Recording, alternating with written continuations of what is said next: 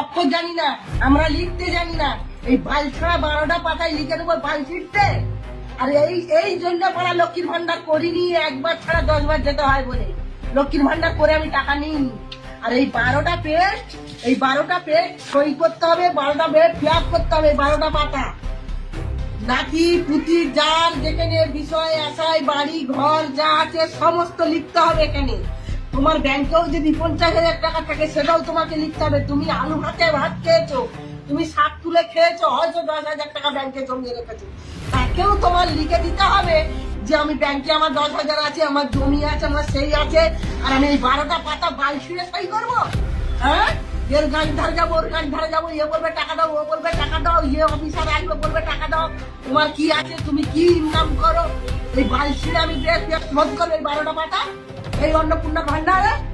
আমি বড় অন্নপূর্ণা ভান্ডার নেব না।